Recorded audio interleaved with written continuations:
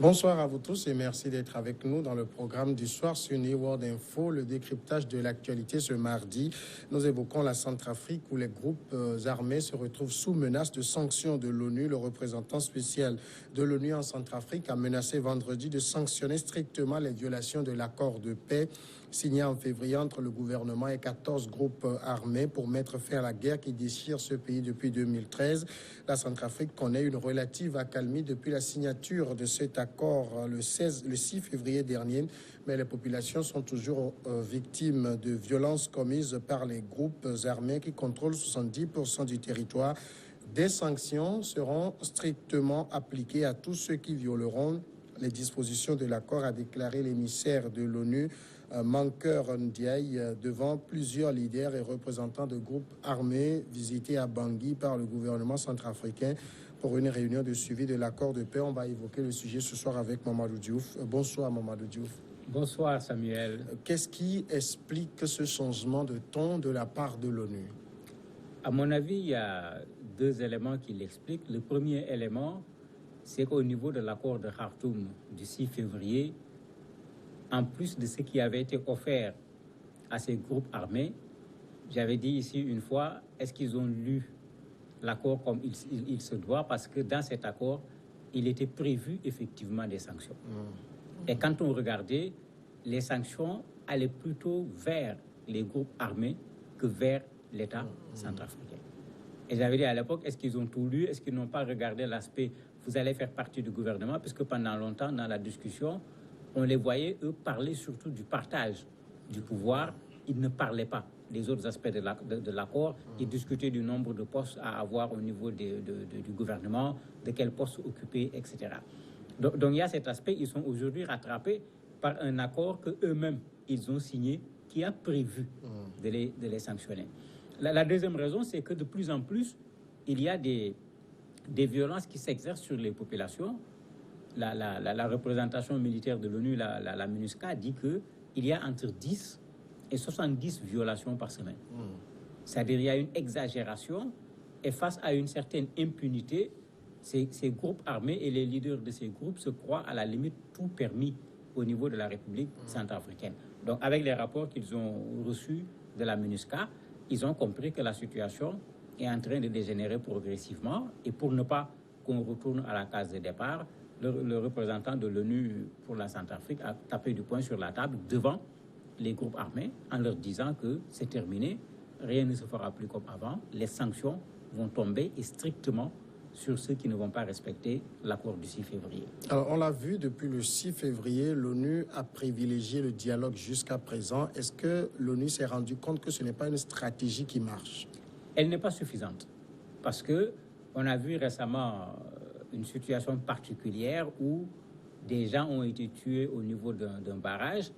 Le gouvernement centrafricain a demandé aux responsables du groupe rebelle qui étaient avec des gens dans le gouvernement d'attraper ceux qui ont commis ces crimes et de les envoyer. Et ça avait failli déstabiliser les accords parce que les gens disaient non, puisque c'est son groupe, c'est lui-même qu'on doit prendre parce que c'est lui le premier responsable et il faut qu'on les sorte des accords. Ce qui veut dire que malgré l'accord, la situation reste encore tendue au niveau de la République centrafricaine, surtout qu'une bonne partie du territoire centrafricain, au moins 70%, est entre les mains de ces groupes rebelles. À la limite, le gouvernement officiel, c'est la capitale. De sorte que là où ces gens-là sont, ils font la loi. L'accord avait dit, par exemple, qu'il faut des armées. Les gens sont avec leurs armes. L'accord avait dit que les gens doivent lever des barrières parce qu'ils avaient mis des barrières, ils prélevaient des taxes de façon illégale. Les gens continuent avec ces barrières, les gens continuent à prélever des taxes de façon illégale. Mais ça veut dire qu'il y a une partie de l'accord qui a été appliquée, ils sont au gouvernement, ils font partie de ceux qui dirigent le pays, et en même temps, ils ont un autre pays, si on peut l'appeler ainsi, où eux, ils gèrent tout seuls. Parce que là-bas, on ne permet pas au gouvernement centrafricain de dire un mot dans les espaces qui sont à leur disposition présentement. Alors, vous avez dit au début que quand on regarde un peu dans l'accord, il y a des sanctions qui sont prévues plus dirigées vers les groupes armés. Et après la signature de l'accord, on a vu quand même rapidement le gouvernement se former. Ça veut dire quand même que l'État a fait sa part et ce sont les groupes armés qui ne jouent pas leur rôle. Effectivement. C'est pourquoi quand on regarde le discours du représentant de l'ONU pour la Centrafrique, il a ciblé clairement les groupes armés, pas l'État centrafricain. L'État centrafricain avait été ciblé après la formation du premier gouvernement, où on avait donné en partie raison aux groupes armés sur le fait que la représentation était en deçà de ce qui avait été envisagé au niveau des accords. Et ils ont fait pression, le gouvernement centrafricain a accepté, le gouvernement a été revu. Donc là, il y avait une pression sur le gouvernement. Cette fois, ce n'est pas le gouvernement qui pose problème, c'est les groupes armés qui posent problème parce que c'est comme si les gens se plaisent dans la situation de désordre actuelle où chacun est seigneur de guerre dans une partie du territoire, où ce n'est pas seulement les barrages, même les minerais, les richesses du sous-sol sont en train d'être exploitées. Ils font des exactions, par exemple, sur les éleveurs en prenant leurs troupeaux, etc. Il y a des razzias qu'ils organisent. Mais ces gens-là, est-ce qu'ils sont intéressés par un gouvernement unifié qui fait fonctionner une Centrafrique normalement? Parce que dans une Centrafrique normale, beaucoup de ces gens qui portent les armes ne représenteront absolument rien. Ils n'ont même pas un CV, ils n'ont pas un profil. Ce n'est pas des gens à qui on va demander de prétendre à quoi que ce soit en termes de gouvernance par rapport à ce pays. Est-ce que ce n'est pas ce qu'ils ont compris et ils sont en train de vouloir maintenir le statu quo comme ça? Ils ont un pouvoir qui n'a aucune légalité, qui n'a aucune légitimité, mais dont ils profitent jusqu'à ce jour. Alors, le représentant de l'ONU a quand même utilisé une phrase. Il a dit il y a eu un après 6 février, il y aura un après 23 août. Tout ce qui a été toléré ne le sera plus. Le mot toléré, ça laisse à questionnement ici. Effectivement, pour sauver l'accord, immédiatement après l'accord, il y a eu de premières violations, il y a eu des affrontements. Curieusement même, il y a eu des affrontements entre les groupes armés. Mais comme l'accord était récent, les gens avaient préféré jouer la carotte pour sauver l'accord parce qu'on a vu la première difficulté avec le premier gouvernement. On venait d'avoir un gouvernement sur lequel pratiquement l'essentiel des 14 groupes armés s'étaient mis d'accord. On a voulu patienter. L'autre élément, il était prévu, après la signature de l'accord, un certain nombre de pourparlers entre le gouvernement et les rebelles. Parce qu'il y a des éléments qui devaient se faire entre eux. Certaines parties du territoire devaient être maintenant sécurisées par le gouvernement et certains des groupes rebelles. Cela n'a pas été fait jusqu'à présent. On parlait de démobilisation, on parlait de désarmement. Cela n'a pas été fait jusqu'à présent. Et ici, ce n'est pas le gouvernement qui ne veut pas. Mais c'est les groupes armés qui veulent garder l'espace qu'ils occupent parce qu'au niveau de l'espace du gouvernement, il n'y a pas de partage. Vous avez une bonne partie de la MINUSCA qui est là-bas. Ils ne peuvent absolument rien faire à ce niveau parce qu'il ne faut pas oublier que l'armée centrafricaine est en reconstruction. C'est plutôt la MINUSCA qui protège aujourd'hui le président, le gouvernement, etc. Dans les autres zones, c'est eux qui sont là-bas. La MINUSCA intervient de façon ponctuelle quand il y a des violences. Donc ces gens se disent que mais, actuellement c'est trop, on ne peut pas laisser ces groupes rebelles signer un accord, participer à un gouvernement et à l'intérieur du même pays, ces gens ont encore des espaces qui leur appartiennent, ils font des exactions en pleine impunité. Ils se sont certainement dit que le fait que ces gens n'ont pas été sanctionnés, c'est ça qui fait que les gens ne reculent pas. Tout le temps, ils font un pas en plus. 70 violations d'un accord en une semaine, je ne dirais pas que c'est beaucoup, c'est vraiment trop. Et si c'est trop, c'est parce qu'il n'y a pas eu de sanctions. Donc, ils veulent certainement sanctionner pour que ces violations cessent.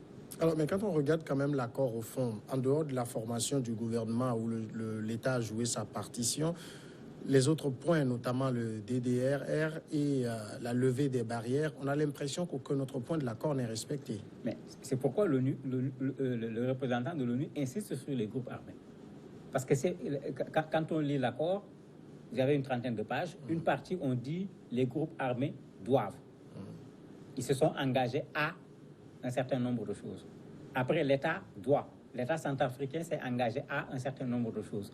Quand on fait le point, c'est comme si c'est l'État centrafricain qui est plus en règle avec cet accord que les groupes armés. Une des choses qu'on avait dit pour les groupes armés, c'est qu'on renonce à l'utilisation des armes. C'était écrit clairement au niveau de l'accord. Mais il est clair qu'on n'a pas renoncé à l'utilisation des armes. Puisqu'ils continuent les exactions, ils ont tué tout récemment 2 personnes, ils se sont tirés dessus même entre eux. Donc, l'usage des armes est là. Alors que l'accord dit clairement que les gens doivent déposer les armes. La méthode de résolution, c'est la méthode de la négociation. Les barrières dont vous parlez, l'accord avait dit qu'il faut lever les barrières, la liberté de circulation des personnes et des biens, parce que ça pose un problème d'approvisionnement de Bangui, puisqu'ils s'approvisionnent à partir des autres pays, puisqu'ils sont enclavés, et les gens rançonnent les camions. Au point que ceux qui doivent apporter ces marchandises se plaignent et parfois même arrêtent leurs camions pour ne pas partir parce que finalement, ils trouvent que ça ne fait pas leur affaire, ça renchérit les coûts au niveau de Bangui, etc. Donc, effectivement, au niveau des rebelles, il y a des éléments concernant l'accord qui ne sont non seulement pas respectés, mais on ne les voit pas faire des pas pour aller vers le respect de ces accords. Ils sont rentrés dans le gouvernement et ils veulent garder de l'autre côté le privilège qu'ils ont en occupant plus de 70% du territoire. Mais c'est bien quand même de faire des menaces, mais quel type de sanctions sont prévues? Il y a plusieurs types de sanctions qui avaient été prévues. Le texte allait même jusqu'à dire, parce qu'en plus du fait de ne pas utiliser les armes, ils avaient dit, pour dire aux rebelles qu'on ne vous laisserait pas faire, que personne ne tente un coup d'État, parce que s'il y a un coup d'État, ceux qui vont faire le coup d'État ne seront pas reconnus sur le plan international. Et on ne les laissera pas faire. Donc ça faisait partie de l'accord. Ils ont proposé également des sanctions sur le plan financier et le texte même disait que les sanctions s'appliquent de façon rapide. Ils avaient prévu également de sanctionner des réseaux parce qu'en fait, c'est des groupes armés qui sont là, mais vous avez d'autres personnes qui travaillent autrement et que la sanction ne touche pas seulement le chef, mais que ça touche une bonne partie de ces personnes pour que les gens sachent qu'on comprend comment ils agissent parce que dans un des rapports, il parlait d'une violence qui est un business profitable. C'est l'expression qu'ils ont utilisée. Parce que les gens utilisaient la violence comme moyen de pression, sur le plan militaire comme sur le plan politique, pour obtenir un certain nombre de choses, ou bien pour empêcher qu'on arrête, par exemple, des membres de nos groupes armés quand ces gens-là ont commis des violences. Le rapport de l'ONU a bien vu tout ça, et il y a des sanctions qui sont prévues, ciblées, pour que ces gens puissent être dans des conditions qui ne leur permettent plus de continuer à faire de la violence sur les populations en particulier. Ce sont quand même des menaces qui sont de nature à raisonner un peu les chefs de ces groupes? Oui, puisqu'on a vu l'ONU faire pression sur le gouvernement centrafricain et on a vu le gouvernement centrafricain reculer. Les accords de Khartoum, un des éléments qui a amené cet accord, c'est la pression qui a été faite sur les deux côtés. Donc ils savent très bien que l'ONU est capable de faire une pression. Et de plus en plus, avec l'Union africaine, c'est la méthode qui est utilisée avec ces conflits qui ne finissent pas. Un conflit qui dure depuis 2013, ça suffit. Les populations centrafricaines sont fatiguées alors qu'il n'y a aucune perspective réelle avec ces groupes armés. Ils ne peuvent rien faire seuls. Ils ne peuvent pas reconstituer la Centrafrique. Ils ne pourront pas conquérir Bangui sur le plan militaire puisque la MINUSCA ne les laissera pas faire. Il y a une seule solution, c'est que les gens se mettent ensemble pour trouver une solution consensuelle pour l'intérêt, pas d'un groupe ou d'un clan, mais pour l'intérêt du peuple centrafricain. Mamadou Diouf, merci d'avoir répondu à nos questions. C'est moi qui vous remercie. Nous allons marquer la pause et après on passe à l'invité de ce soir.